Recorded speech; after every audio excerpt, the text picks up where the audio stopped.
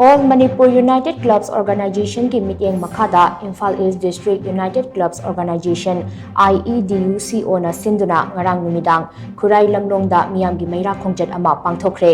tha asigi kunda Sirui Lily Festival gi pauloba chatkhiba paumi singna tongba Manipur State Transport ki bus tagi Manipur haiba wahai adu longthoknaba Central Force na khangal lakhiba thawong adubo yaningdaba phongdoktuna maira khongjat adu chatkibani haidi khongjat aduda sarug yakibasingna khutta maira paiduna tongan tongan ba kholau kayasu lauki kholau sing adugi manungda Manipur muthatpa yaroi Manipur gi apunbagi saktam kaiba yaroi amadi long live Manipur haibana chingba kholau kayasu lauki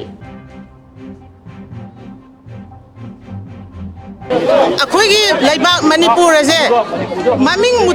मुथल्लो हाइबसिबु करम्बा लेबाकना करम्बा पृथ्वी की करम्बा मफमदा सनबा याबा वानो सी मयामना दुम खंगिरबा वाफमनी असि मसी अखोई सिया या जनिंदे सुया सुया रोय मणिपुर हाइबा अखोगी लेबाक की ममिंग असे मुथत्पा यारोय अदुगा सेंट्रल गवर्नमेंट ना अखोइबु सानरिबसि करम्बा पॉलिसी नो अखोई खंगद्रे मरा लेबसिंगदो अथुबा मतमदा चैराक पिबियु करानो थिजोकपियु अदुगा भारत सरकार अखोई